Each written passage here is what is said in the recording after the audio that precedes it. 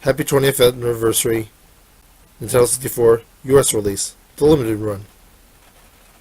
20 years ago, September 26, 1996, the Nintendo 64 had a limited release in the US. Probably North America, but whatever. Anyway, what I would like to discuss today is something that I don't hear mentioned a lot about Nintendo 64. Everyone talks about the lack of RPGs on the console. I would like to discuss the lack of fighting games on the console. The first part, of course, would be the controller. I don't know if it's actually bad to work or play on N64 control for fighting games, but I don't see people in tournaments using N64 controllers in fighting games. I don't see a subset of them. I don't see challenges on Twitch or anything, although I don't really follow fighting games on Twitch. Um,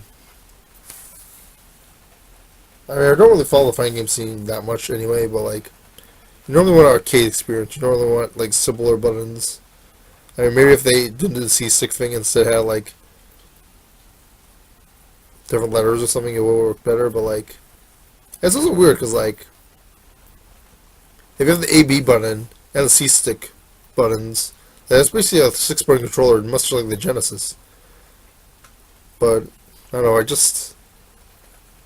don't have a lot of experience where the N64 controller was the recommended method for fighting game controllers.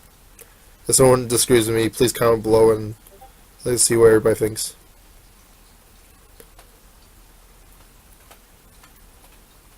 So for fighting games, let's start off with Mortal Kombat. There's a couple. There wasn't really that many fighting games on the N64. I was talking about Mortal Kombat franchise and the Killer Instinct franchise. I don't think I'm really going to mention much about Clay Fighter. I don't even know what else is labeled for best fighting game for the N64. Let's talk about the two games I know for now, and then let me see if I research more, and then can discuss other stuff. So first off, Mortal Kombat Trilogy.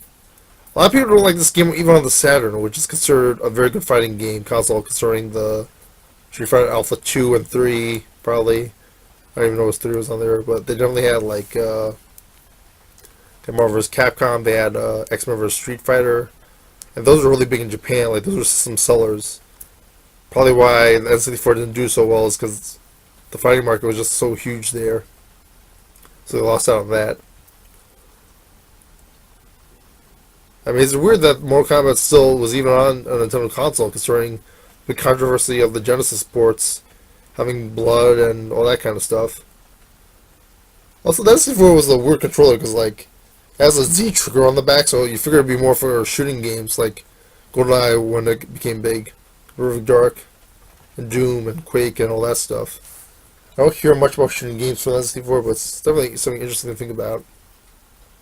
Something before the Wiimote and the shooting controls for that. So,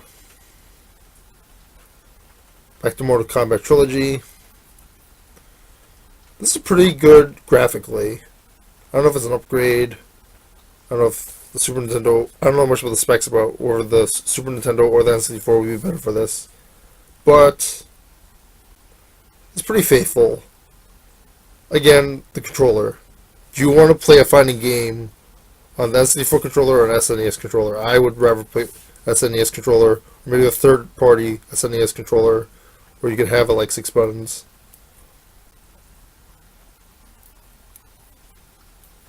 I never actually played it on the N64 controller though, but I've never heard of anyone play Mortal Kombat in like a tournament on the N64 controller. Although it's probably more popular back then than now.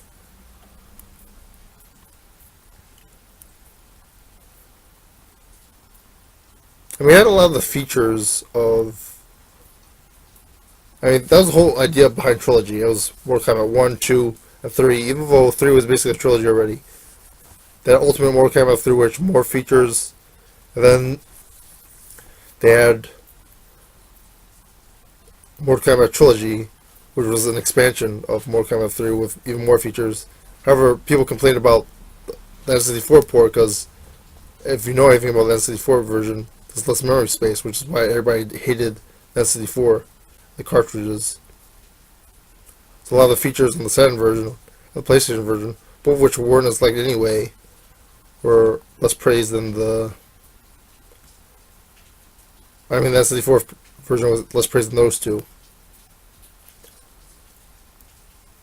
Like, yeah, it was a weird license again. Like, I don't know how it was, like, graphically. Like, was it more violent or less violent than the SNES version? Like, when you think Nintendo, you don't normally think Mortal Kombat. And, let's see. They had Deadly Alliance and GBA. I'm trying to figure out what else they had. The Deception on GameCube. Like, the Mortal Kombat franchise doesn't go, isn't historically with Nintendo, not like Final Fantasy was the first two generations of Nintendo, like Nintendo and the Super Nintendo. All the platformers from the original Nintendo, like Mortal Kombat just wasn't a big franchise with them.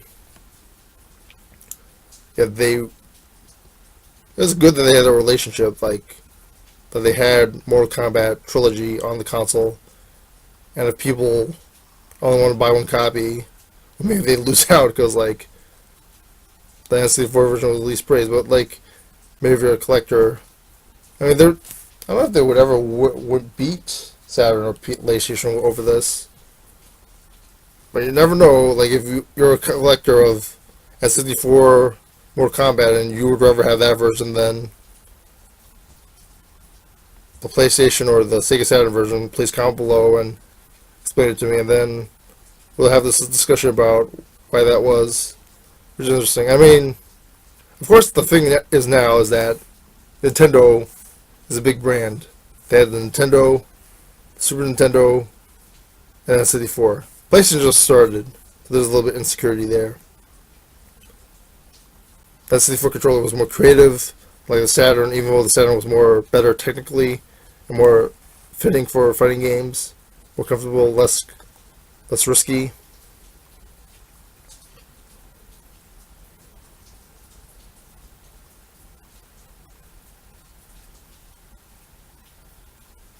Try to figure out what else. I had this film I thought that thing that I was thinking about, but I forgot it. I mean, it's cool that they had the whole graphic upgrades that the Super Nintendo had over the Genesis of that one, and then maybe we bring that memory in when you buy the N64 version over the Saturn and PlayStation, even though like it's not the best version graphically. Although it's still quite impressive over the Super Nintendo versions. Mortal Kombat 3 was pretty big also, like Mortal Kombat 1 you fight Shang Tsung, Mortal Kombat 2 you fight Shao Kahn, Mortal Kombat 3 is like the anthology of the three combinations, and then you just combine all the characters. And so you want to milk that franchise and that entry of the series so much that you would make more games, sequels off of a sequel, and like spin-offs of this. It was like the original DLC, sort of like where you just keep trying to support the franchise that way, in that direction, like adding more characters and stuff. I don't know if there's any way that Nintendo would be supported other than its brand for this reason. Some people probably like the Super Nintendo version better. I don't know anything about censoring or anything. See, I don't think there was any mentions of it. It looked like a pretty crisp game. I don't see anything wrong with it graphically. And again, they took away features, which is another problem with the N64 version. And that was because they went with the decision with cartridges, which is probably why they didn't put FMVs on it, like they did with the X version, the PlayStation X versions and the Saturn X versions of Mega Man, and probably with like some cutscenes or whatever for Street Fighter Alpha and stuff. Fighting games were really hurt by certain decisions Nintendo made with this console. And you also have to keep track that Street Fighter sold very well for the Genesis and the Super Nintendo. There was an entire market there that they just weren't selling. Even though, like, of course, Mario was the #1 seller. Like, extra money could have been made from, like, fighting games too. Extra draw. Some people like the Super Nintendo version. I don't know if parents liked it more, but that might have been a factor too. Even though I don't really have evidence of that.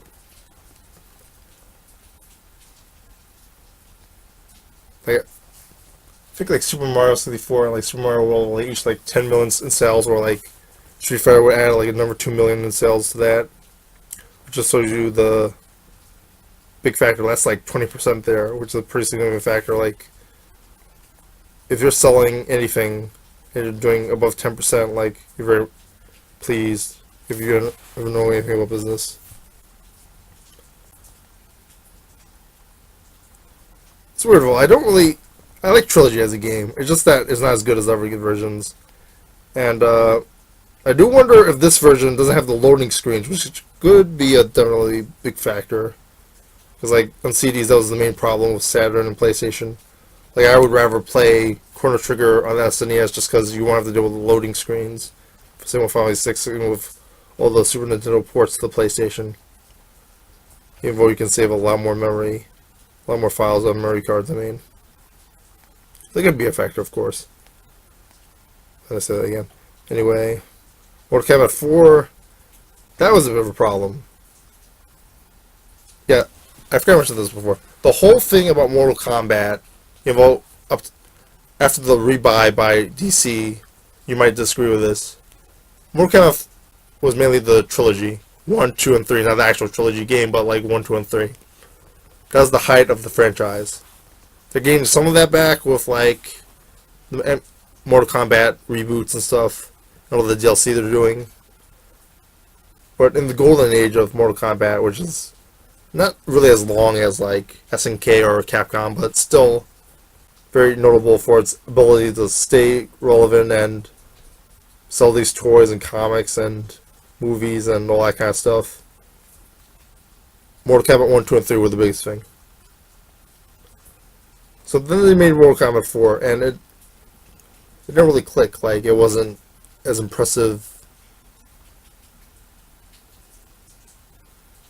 storyline-wise, character-wise. Never really clicked with this game. And it didn't really look that impressive to me when I was looking at it on YouTube. The Mortal Kombat trilogy, that looked pretty competent, even though a lot of jeers for it. But like, it looks like the same kind of game Mortal Kombat 1, 2, and 3 were. Even though you can nitpick it for missing stuff. Mortal Kombat 4 just looks terrible. Graphically, I don't like it. Let's see about other stuff. And it's weird because like Mortal Kombat trilogy, for what it's worth, won best tournament fighting game of the year for whatever year it came out. I think it was like 1996 or something. Which is, whatever. Like, N64 did not have that many fighting games on it in the first place. Mortal Kombat 4, like, I don't even remember. Does anyone remember the premise of this game? I remember Mortal Kombat Gold that was released on Dreamcast. They add weapons to this, which, I don't know, I guess was interesting. And it did sell to a certain point, but it didn't look as graphically impressive. Like, even mentioned on the Wikipedia that while developing the game, Midway staff had problems making the graphics make it as if it looked like one of the first 3D games they had developed.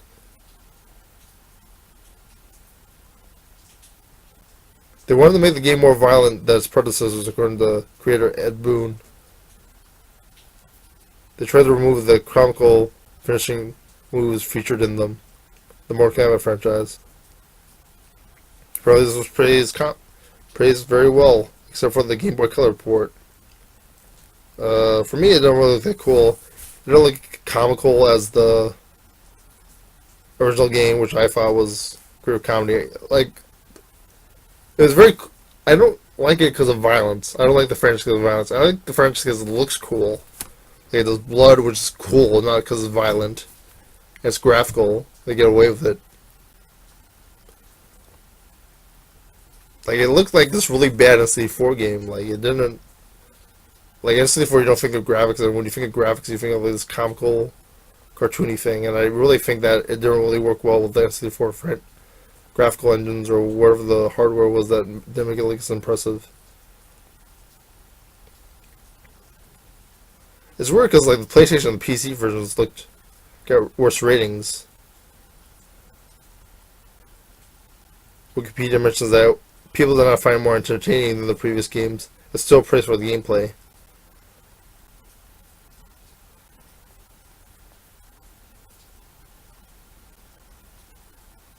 The game's writer criticized the endings of the N64 version as an April Fool's joke, labeling them as hilarious due to poor quality. I didn't get that far. I just felt the controls looked terrible. The graphics looked terrible. It did not look... I prefer Trilogy in that respect. Like, it still had the whole... Like, the 3D graphics was not ready at the time for it, I think. The 2D approach for Trilogy was a lot what I preferred. I didn't really see a reason for there to be a 3D Mortal Kombat, and it wasn't a good idea to have a 3D Mortal Kombat, even though the weapons were interesting. We could rant about that forever. Let's continue. That's a Killer Instinct Gold. Not Mortal Kombat Gold, but Killer Instinct Gold.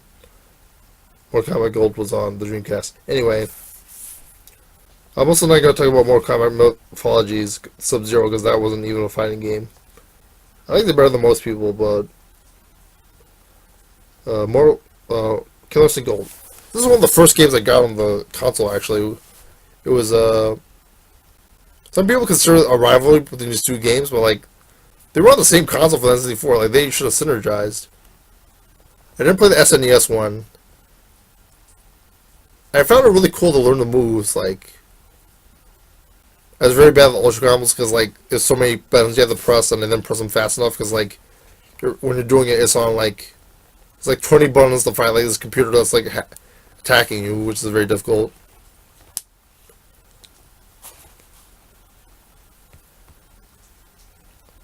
It's not like character... There's not a lot of story, but the character designs are very good. I felt like this game, the graphics matched very well. It didn't look like the photo sprites of the SNES version, but like, and it didn't look that violent, but you know, there's a woman screaming, which could be seen as something off-putting to some. Some of them have like weird facial looks, like show like the GoldenEye like faces, but like, I don't know, I thought it was graphically impressive. I thought the fire effects were really cool with some of the Hadouken-like moves. The combos and the Ultra combos were really cool. It took a lot of effort to do them. I don't know if the frames per second were very good, but like, I mean, Killer Instinct had a thing over Mortal Kombat on the N64. It was owned by Rare, which has this big partnership with N64, and you can only get it on the N64. That is a draw for the N64, and a very smart move. A lot of stuff Rare did was very well. But they did have a partnership with N64, and that was the only console that they could make Killer Instinct for. Should they have made more Killer Instincts? That's an interesting thing that went through. I wonder if they even had meetings on that. I don't even know if I'm going to research this in time. But it's very interesting to talk about.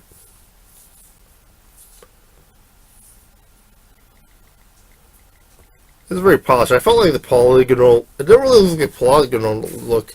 I looked more like the SNES sprite look, which I thought was pretty cool.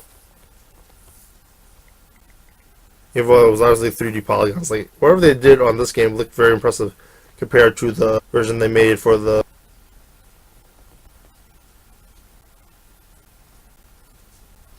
Compared to what Mortal Kombat had made for Trilogy.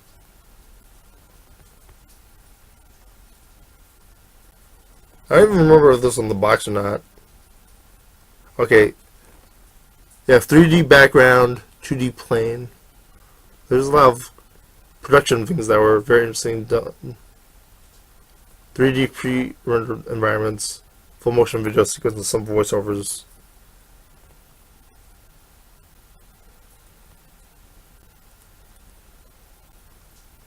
Really, it was delayed in North America. Oh, until the North American release, so it was released in North America first. So the launch title.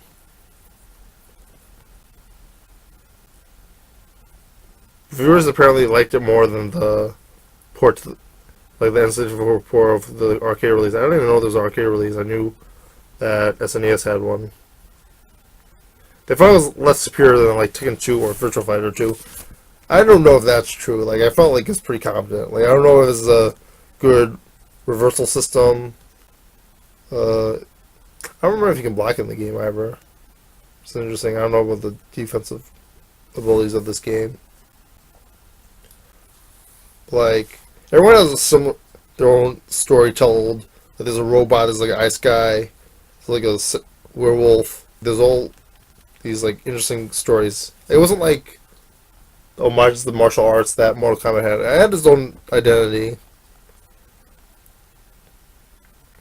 You know, like Jacob's obviously a Ryu and Chinese guy ripoff of her tropes. They're Maya and Tusk, which weren't really done in any games.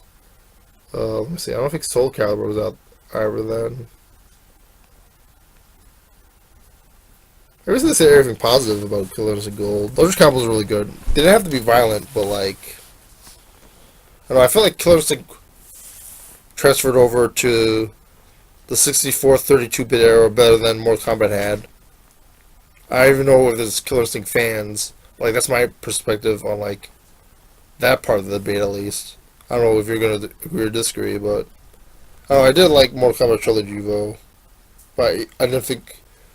Oh, was it better than Gold? I don't know, but like I felt like Gold held up its legacy better as a sequel on N64 than Mortal Kombat Trilogy did. It was very different. You can unlock stuff, which is pretty cool.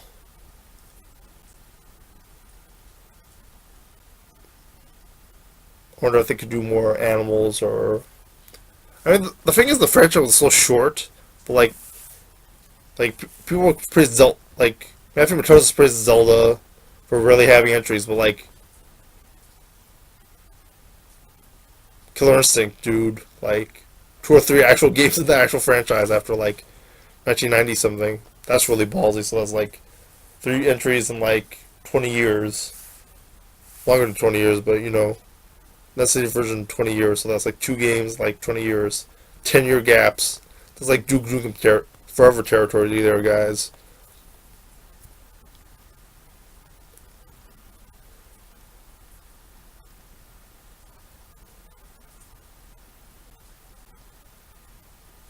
I mean, they do mention the combo system on Wikipedia, and that gave it its own identity.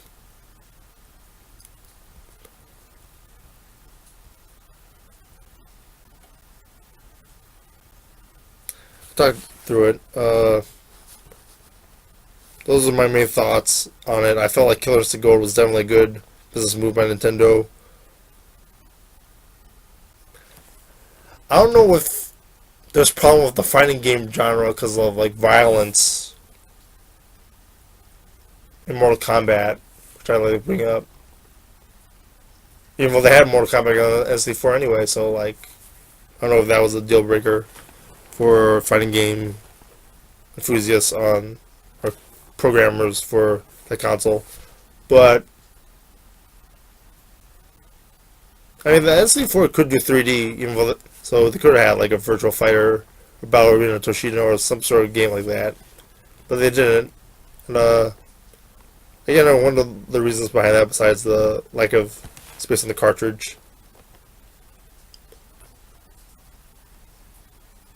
I do wonder. Yeah, again with the if violence had anything to do with it, even though like only Mortal Kombat's really the really violent one. I'm not going to talk about Clay Fighter, so I'll end it here.